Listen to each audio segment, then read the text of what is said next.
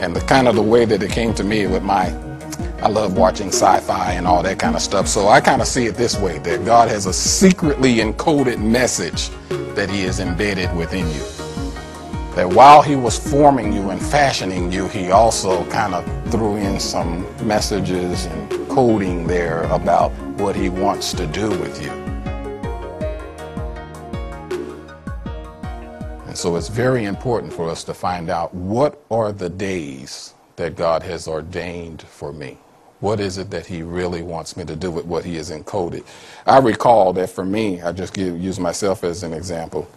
I say this to you because God's intentions and plans that he has for us doesn't mean that it's going to happen no matter what. You say, what? God can have intentions and plans that don't happen? Oh, yes. Why? Because he gave human beings choice. So he encoded the plan. He encoded the message. He encoded the purpose inside of us. But then we live in this life and we have some choices.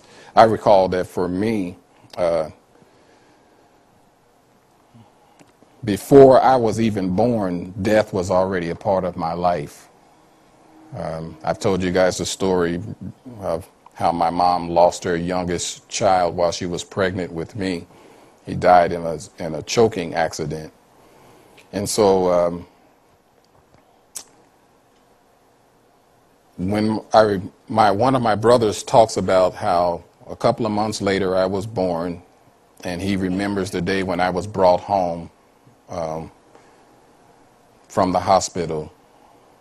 And he said up until then the house had been quiet and grieving, but he said, Chris, when mom and dad brought you home, suddenly there was life in the house again. And I didn't understand that. I really didn't understand God's purpose for my life, really not even till after I moved here to Harrisburg. Even though I received the calling and, to pastor and to come here.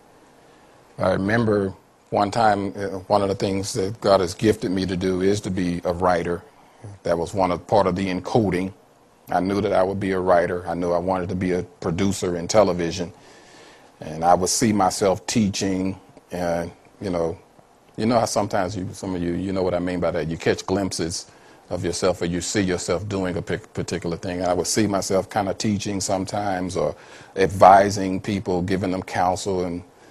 But the thing that always bothered me was that I was always coming onto the scene or into somebody's life after something really bad had happened to them. And so that's the part I couldn't get with. Just like, okay, I keep having all these great visions of myself doing all these special things, but when I live out real life, in real life, I'm always coming into somebody's life after something bad didn't happen. And at that time, they don't want to hear they don't want no teaching from me. They don't want no wisdom from me. They're not interested in hearing a song. They're not interested in this TV production stuff that I want to be into. They're totally not into that. So what was the whole point? What was the whole point? And it wasn't until after we moved here, I was sitting in our little homemade studio because I was doing music, and God had given me the ability to write, and he would give me songs. And he pointed out the meaning of my name, and my name, Christopher, literally means one that bears the name of Christ. And it took me back to this same pattern. That's how my life started. I came into the world after tragedy hit my family. But in my brother's account, my older brother's account, he said, God brought you into the family and new life came.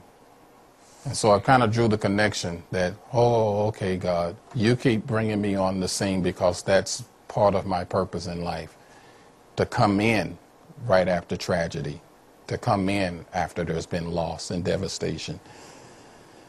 I was born to declare life, to preach life, in spite of the tragedy or the downfall or the disappointment or the divorce or the destruction, to come in behind those kind of situations. It's not something that you ask for. is something that God encodes in you.